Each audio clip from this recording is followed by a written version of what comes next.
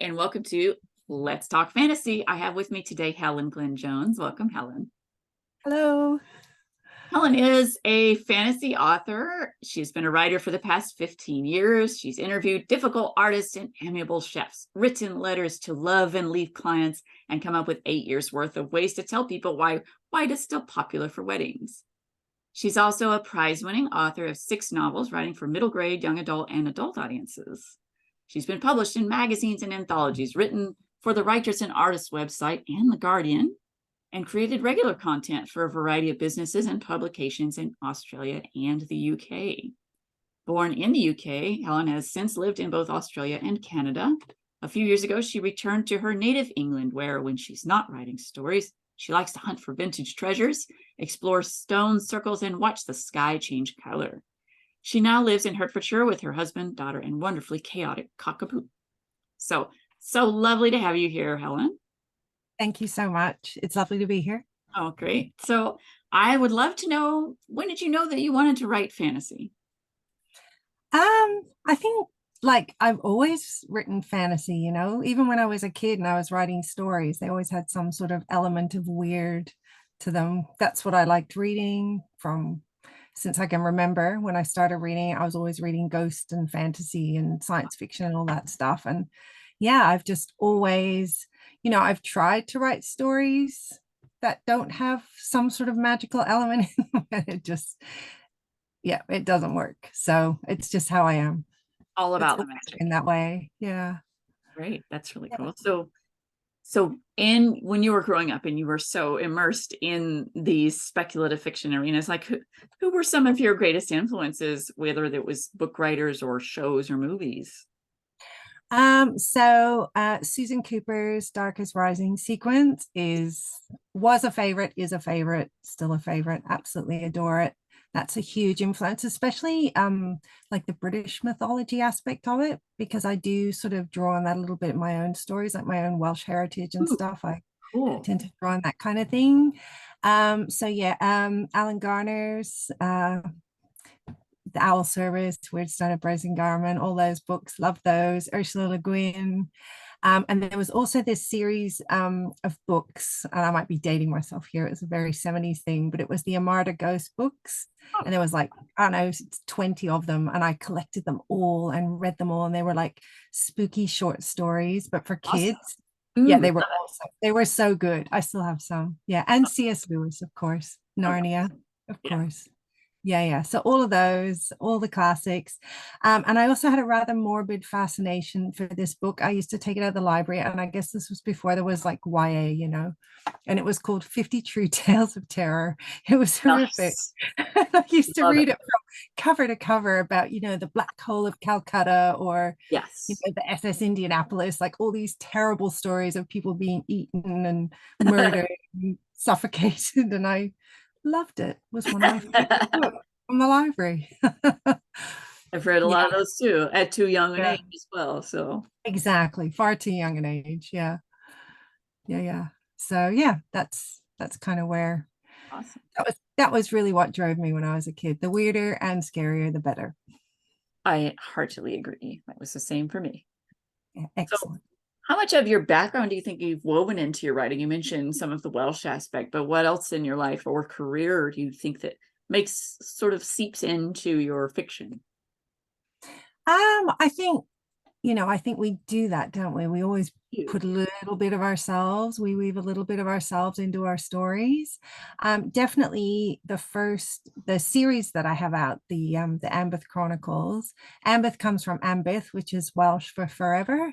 So it's like the forever lands, because they're the people who live there, they don't age, they're basically almost immortal. So that's what that's kind of about. But there's a lot of me in those stories. Like the girl lives in my old house in England, and and the inciting incident where she when she's a kid, she's playing in a park, and she finds this weird valley that she's never seen before, and she's about to run down into it, and she hears this scream coming up from the trees, and she's absolutely terrified, and she runs away. And that actually happened to me when I was a kid. So Oh, that is the inciting incident of the story. I know, and I can't figure out what this valley is. Like, I'm back here now, and I've asked like my cousins who grew up in the same town as me. I'm like, where do you think this was? And they're like, I don't know. I have no idea. Like, they knew where I live and they know the area. And it was so strange. We were with friends, and we it was this big valley full of pine trees, and you couldn't see anything else. And we were like, yeah, we're going to run down and yeah. explore, and it's going to be amazing. And as we literally were about to run down, we heard this scream come up out of the woods, and we all just took off. Oh, And now I yeah. feel kind of bad, because if it was a real place, like, who was screaming? We could have helped them. But You're like, when I'm you're a out. kid, you're just terrified and you run Right. off. And so that's the inciting incident Oh, ooh, I in my love it. first book. So very much a lot of me in those books. Yeah, definitely. Sound very atmospheric. Hmm. Yeah, hopefully. I Oh, try. oh, I'd like to read Yeah. those. Sound right at my street. Cool. Thank you. So in building that sort of atmosphere, and then you have these wonderful memories too. Like, how do you approach world building in your books? It's pretty organic. Like, I know I'm coming around to the idea of actually planning a story. I'm usually a bit of a pantser, and I'm like, "Oh, I've got this idea and I've got some characters, and there might be a dragon, and we'll just see what happens." I love it. So yeah, I'm probably quite chaotic in that respect, but I'm coming around a little bit more to planning. But when it comes to world building, like, it really is organic. I find it unfolds as the story unfolds. And it's rare that I actually have to go back and go, oh, I need to add in a little something here to explain the something that happened over here. And I don't know why my brain works that way, but that is how I write stories. It's really It's cool. real, yeah, it's a real unfolding process. And I, like, even in the series, because it's 5 books at the moment, and I'm finishing the 6th one. And I found all this stuff that I put in the first book, and I didn't realize I put it in there, but it was actually really relevant in future books. I love it So when I don't that's know how I did that, but luckily I didn't write myself into a corner. Touch great. wood. Ooh, Yeah. that's fantastic. Yeah. So I kind of, world building it's so important, obviously, as you know. Yeah. And perhaps it's because maybe I write in landscapes that seem familiar to me. So Could it be. all seems to be I seem to already know what's there, and I have to kind of work out how to convey it to the reader. So, but I haven't written sci-fi, and I think perhaps that would be more difficult. Yeah. Um, and maybe that's again just how my writer brain works. I could give it a try. We'll see. Yeah. I've Well, done yeah. a couple of short stories, but yeah, we'll see. I've definitely heard of some science fiction authors, my husband included, of Mhm. some things, showing themselves as you write them. And I sort of have like the big picture, like I see it all, and then I just write it. But Yeah. I love the fact that you discover things along the way. For me, the things that I discover are usually about the characters and not about the setting. So it's kind of a Okay. different approach. Like they're going to suddenly do something that I didn't really plan for them to do, kind of deal. But they're not Oh, they automatons. do that, don't they? They get the They run off with the trouble. plot. Troublesome. Yeah. But Yeah. I love to hear that yours is such an organic process. It almost seems like magic, which you write about. So that's appropriate.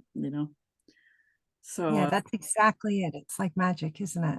We I we mean, it really pull is. these stories from somewhere, don't Yeah. we? And then it's Yeah. a trip to go back and read something and be like, I wrote that. I'm like, Yes. you know, I created that out of my brain. right, right. Or somewhere. It's beyond though, like it's It totally almost feels it, beyond. doesn't it? Like, so, I mean, Yeah. inspiration itself is the meaning of the word, kind of like we're Mm, drawing upon something, that we don't quite understand, bigger. you know, Yeah. it is uniquely ours and yet somehow other, right? Yeah. Like it's almost like we're a vessel sometimes, and it just kind of Sometimes goes through us. Yeah. really feels like that. Yeah. And so Yeah. then you just come out of it and you're like, oh, well, there it is. That was some Yeah. weird cocktail of, neurons firing and the weather and what I ate and Yeah. my And this memories. memory that came back from Yeah. 17 years Some ago, random and I memory, just wove it in. maybe Yeah. triggered by a scent even, you never know. Like Yeah. travel through it, and it's a current, so very And cool. when you're writing it, like you're so in that world as well. Do you find Yes. that when I always know that point where the story lets me in, and then I'm like, oh yes, I'm in now. And then it takes Yes. for your mind, right? So satisfying, because Yes. I don't know if you're like this, like when you start a new book, do you have a sense of nervousness that you might not be able to do that again, that you can't capture the lightning again? Um, if it's a really if it's a really strong idea, I'm like, yes, but yeah, sometimes I'm like, I don't know if I can write this book. Yeah. And then you just have to dive in and try. So what's your method for doing that? Like, how do you say you dive in and try, but like, how do you do that? Like, what's keeping you going so that you can dig into that? Like, can you describe that a little bit? I have to I was saying about how the story lets you in. Yes. I have to kind of, until I get to that point, I kind of have to go, okay, and dig for the details. I have to dig for the details and I have to push myself. And it doesn't take, if it's a solid idea, it doesn't take too long until it lets me in. And once it lets me in, I'm okay. I can just flow at that point. But it's the excitement, it's the rush, isn't it, of that new story idea and Yeah. of discovering it and kind of opening yourself up to it and saying, okay, well, where's this going to go? Let's see. Um, yeah, I mean, maybe it sounds a bit strange, but it really does feel like you are pulling on something beyond you. So I remember reading, I think it was in Elizabeth Gilbert's. I don't know if you've read Elizabeth Gilbert's book about the creative process, and the name escapes me at the moment. Big Magic, it's I know called. about the book, but I haven't actually read it. But everybody tells me I should. So It is really, really good. And she talks about that process of yeah, she writes about, there's a poet, and this poet said like she'd be out working in her field and an idea would come past and she would have to grab it like grabbing a tiger by the tail. yeah. I Mhm. was like, yes, that's what it's like. It's like they come past and you go, oh, I'm going to get that Right. idea. Yeah. Yeah. That's a great So analogy. it's that rush. Like when you have a new idea, you're like, I know it's here. I know it's going to let me in. So you just push and push until it lets you in, and then you're okay. I love it. That's so cool. Yeah. So Yeah. you mentioned that you were working on another book in the Ambeth series, Ambeth Cycle. So Yes. in addition to that, can you talk about your other projects that you have written?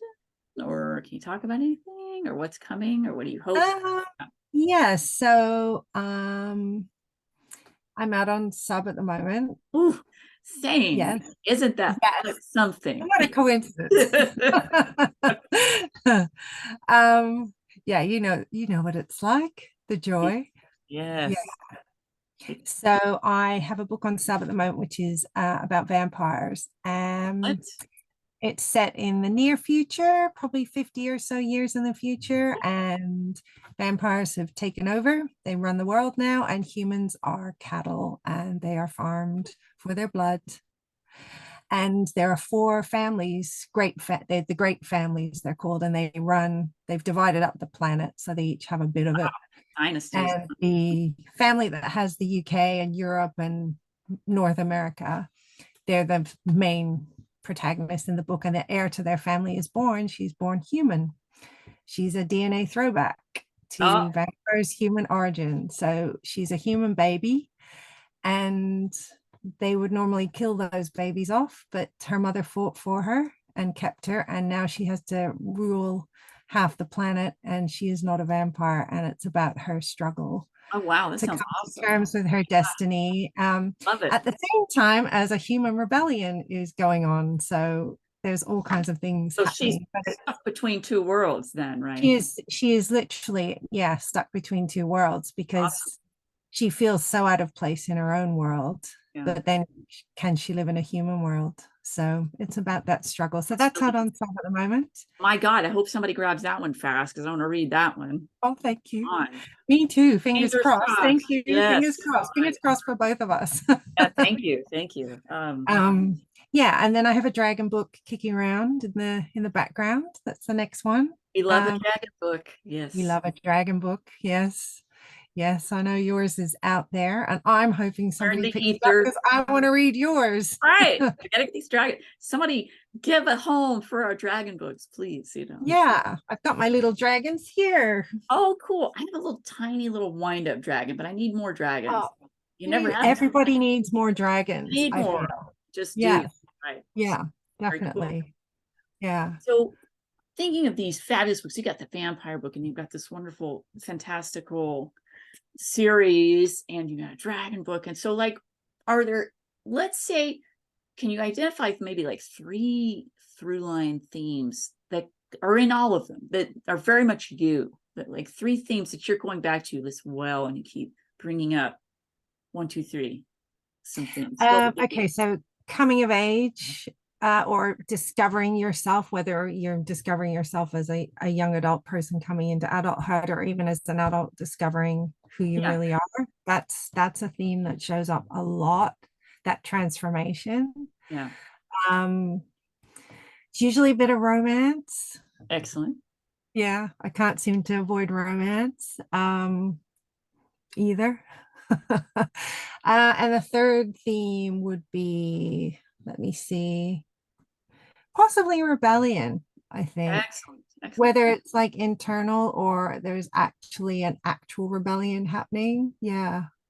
So yeah, so those would probably be the three things that show up for me quite a bit. Outstanding. Yeah. So, like fantasy encompasses a lot of subgenres, and like which ones do you think are your favorite? Do you have favorite kind of fantasy book, or that either reading or writing, it doesn't matter if you're coming from either side of it, that you love the best? Like you mentioned having a dragon book, you mentioned vampires and magic. So what are you thinking in terms of subgenres that are your favorite?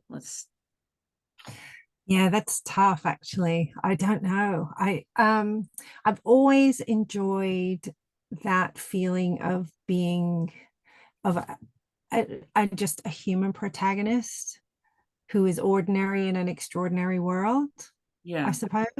So whether they are born into that world or whether they discover that world, like in my Ambeth books, the human main character discovers the world that she ends up, and there ends up being all kinds of secrets and family ties and things that she never knew about herself, and that's part of her journey of discovery. But yeah, I think in that urban fantasy, like have you read Charles DeLint, the Canadian author Charles DeLint? He's great at I know urban who fantasy. he is, but I haven't read this stuff yet, so it's on my list. List. I know, and I'm sorry, because I'm sure you've read a million authors that I haven't read, because there's so many, right? There's so many. Wouldn't that be fun if we just like talked about books to read? We should do that. Yeah, that would be an hour at least. Or I'll have you on my Substack and we can chat about that. Yeah, that'd be good. Yeah, we can do that, and then we can list it all out. So that kind of thing I really like, is just being an ordinary person in an extraordinary world, I suppose. But in terms of like, witches or vampires or dragons, like I love all of it. Yeah. All of it. Ghosts, all of it. I couldn't choose. Yep, bring it all in. I want all of it. I'm writing all of it. Dang. Yeah, I mean, we're writing what we love to read, right? So that's the whole thing. We just are. Yeah. These are the books I want to read. So right. Yeah. So in thinking of terms of like when you're creating these worlds, you wake up and how does your writing day start? Like when you're really on, like what's your perfect writing day? What does it look like? What do you do? How do you start it? Could be a cup of tea, could be a certain kind of space, could be a vibe, could be music. What do you do? Right, so I don't get interrupted. That would be a perfect writing day. That is a perfect writing day. Yeah. So let's see. So my perfect writing day, I would get up. There would not be an alarm. I would just get up when I felt like it. I would have tea. I have a playlist for each book I write, which gets me into the vibe of that book, which is really helpful when you're doing a series, because if you haven't been in that world for a while, the playlist takes you back in. So I would have tea, I would have snacks, I would have music, and I would not be interrupted. And I would also have inspiration, because if I didn't have that, it wouldn't be a very good writing day. Yeah. That sounds like a really perfect sorry. Sounds like a perfect writing day. Yeah. It's yes, that would be a great writing day. And I may go for a walk just to sort out a few knotty plot points. That. Yeah. Do that when it's not a bazillion degrees. Yeah. So yes. Yeah, exactly.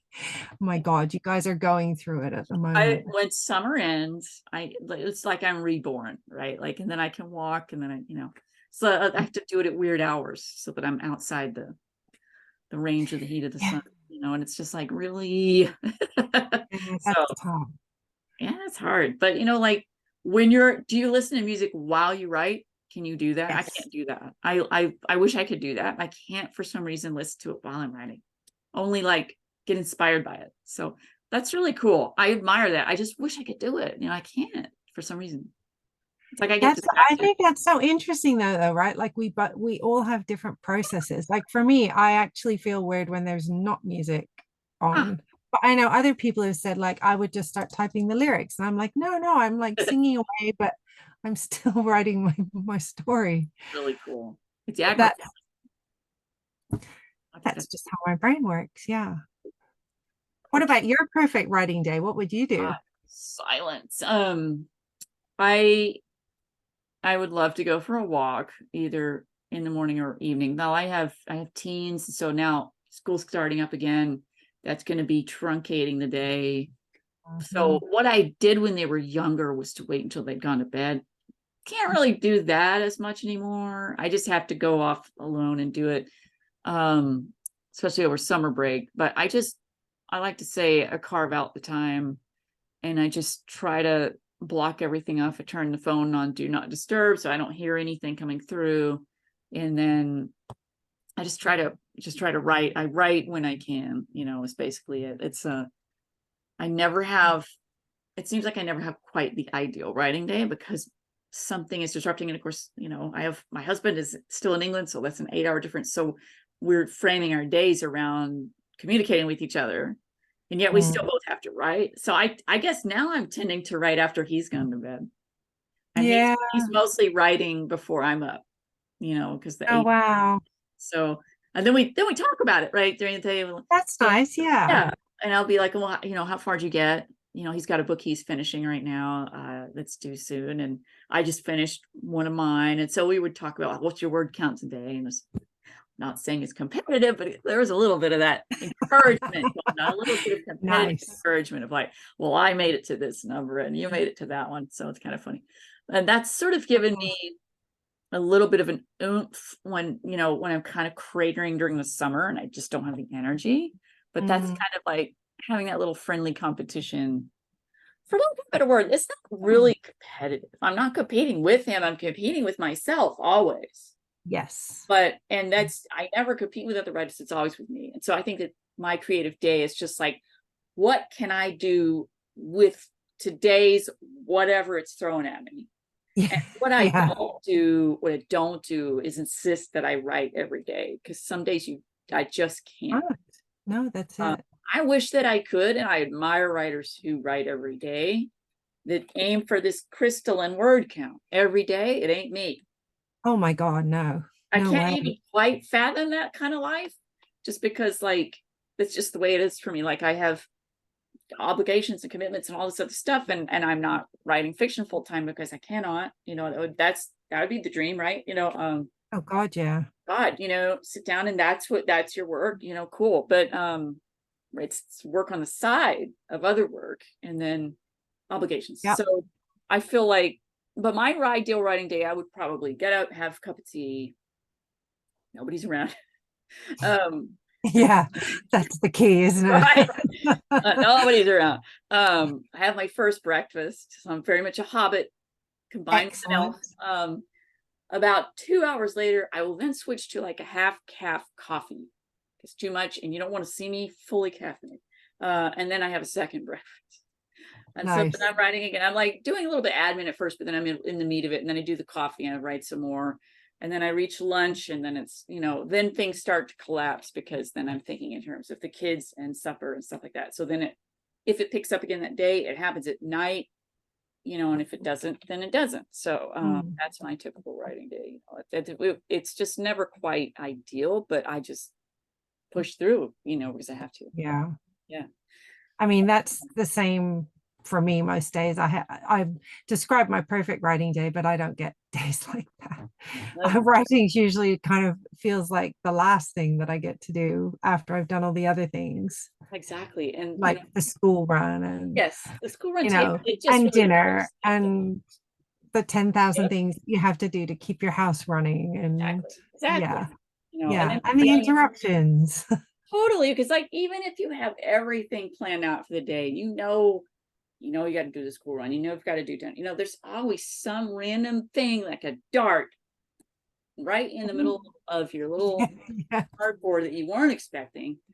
And Yeah. I'm like, really? So, just if you could have a day without the dart, the surprise dart. Wouldn't that be nice? I think that's what those writing retreats are. When you hear people go, "Oh, I went on Oh, a retreat," and you're yes. like, "Yes, yes, that's So what I want to do." me too. And so it's funny, like Gareth and I talk about this because he did that one time with a couple of the authors, and he said it was amazing that he got like 30,000 words out. Bam. Wow. Right. So I'm literally thinking seriously about doing that, about let's do a retreat. We're going to do it in a place that is not super noisy. It's beautiful. You can get out for outdoor exposure of some kind. And then doesn't have to be far from where we're staying, but just so something that's beautiful, and Yes. peaceful. And we have plenty of good snacks and tea and whatnot. Right. And then quiet time. Like we have a distinct quiet block of time, once in the morning, once in the evening, or something like that. And then, take it from there. So seriously thinking about starting one. Yeah. And it's just, writer to writer. We understand what we need better than people who don't write. Yes. They just don't get it, right? Like now artists get it. I mean, I think creatives do, right? Like you're bringing that current down, right? And then having to figure out how to channel it with the constraints that you have. And it's just like, God. So yeah, a retreat is a good thing. So I think we got to lean into that. I think so. Yeah, definitely. Ooh. Yeah. So what's your dream writing project? My dream writing project. I kind of feel like the books I write are my dream writing project. The dream would be for someone to actually publish them. That'd be good. It is. Yeah.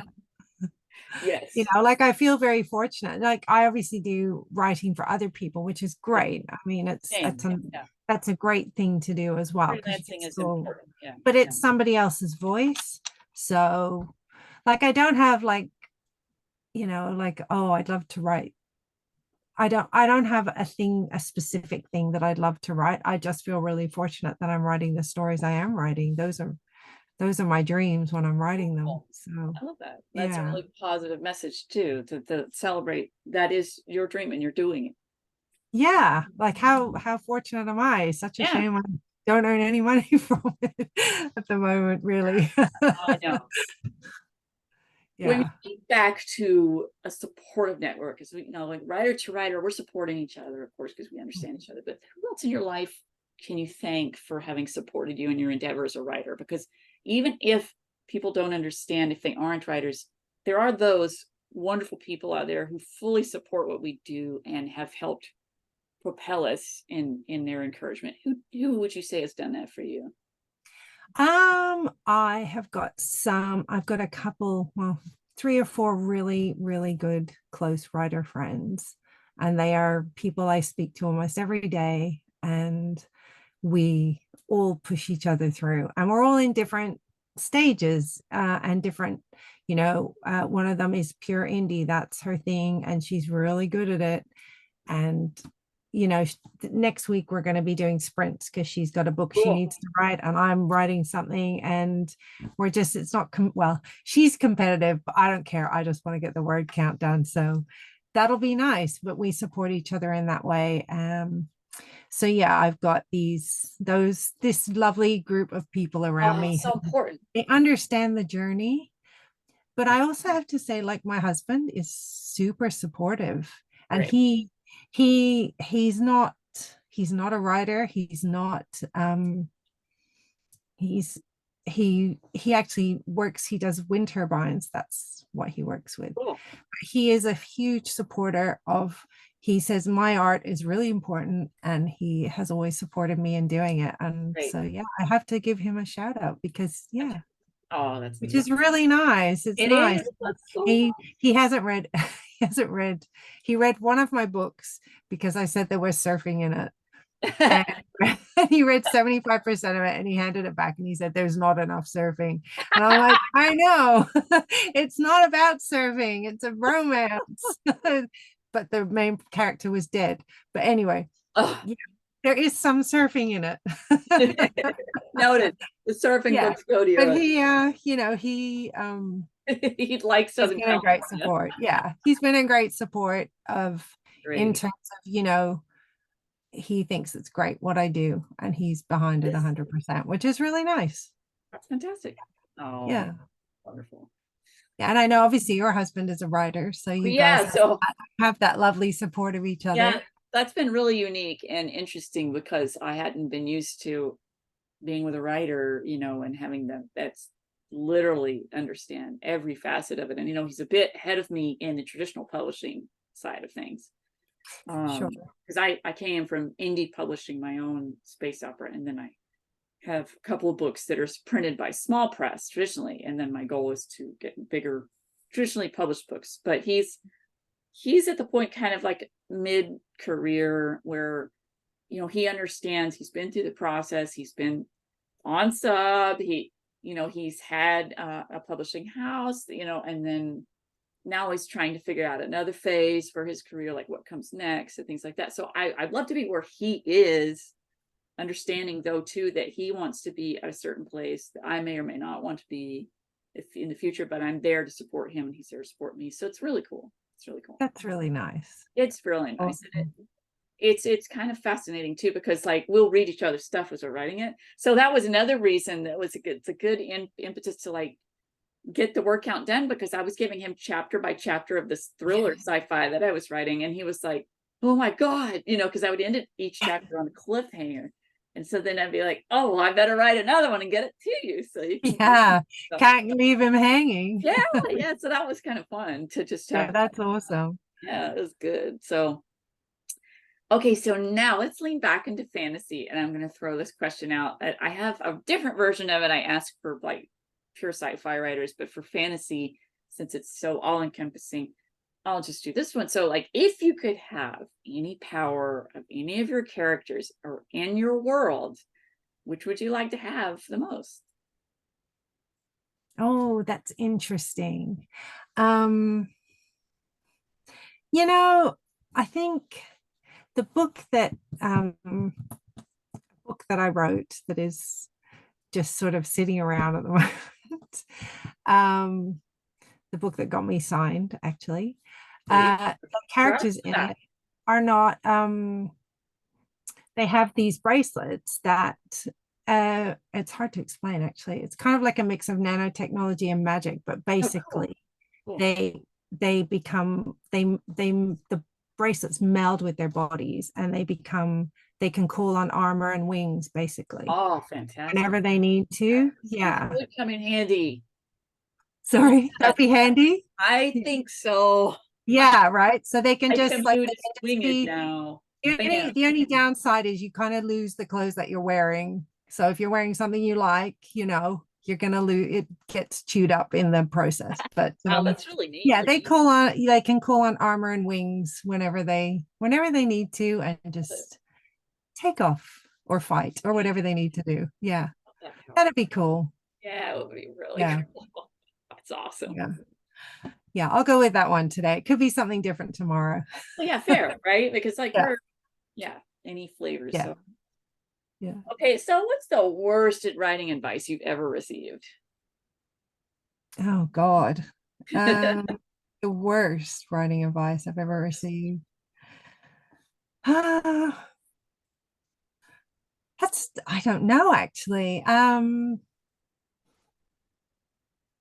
think show don't tell is kind of a bad one, to be fair, Not a fan because of that one either. sometimes you have to tell. I know. It's for his I writing. have to say, he went over to the bed. You don't want to know that how do I show that he went over to the bed?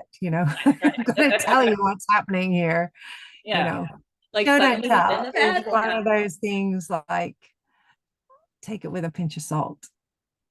Yeah, I'm with you. Yeah, probably that one. Because I think people tie themselves in knots about it as well. You do. And then it's no fun anymore, Yeah.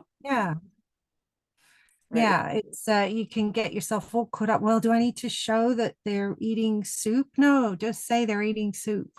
Yeah.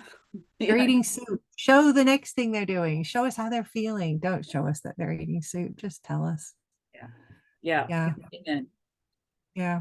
So Probably. for someone just starting out, what would be your best advice that you would give to an Yeah. Um, honestly, to just write for yourself, write the story that you want to tell. Don't be thinking, oh, I got to write something that's going to get me a TikTok and get me viral on TikTok, or don't write for Book Talk or Bookstagram or whatever. Just write the story that you want to tell, because that's going to be authentic. And to be honest, this industry is such a fickle beast true? that if everyone's talking about mermaids today, by the time you write your mermaid book, they're all going to be talking about werewolves.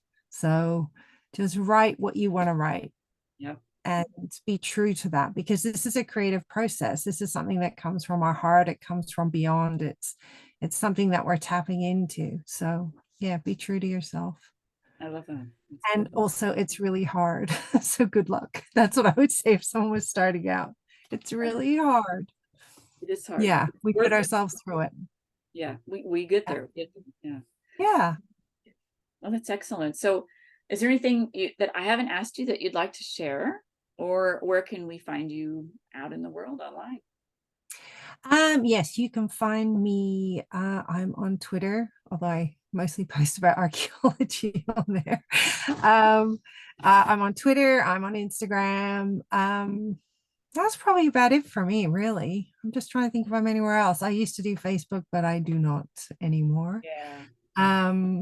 So those are probably the two big ones if you want to find me. I do have a website, I do have a blog, Great. a rather neglected blog, but it's got lots and lots of posts on it, lots of writing, writing advice, all kinds of stuff on it. There's 800 or so posts on there. So yeah, you can find me there as well, which is journeytoambeth.com, because I started it as when I started writing my books, because that's why I called it Journey to Ambeth, because it was my journey writing about this mythical land.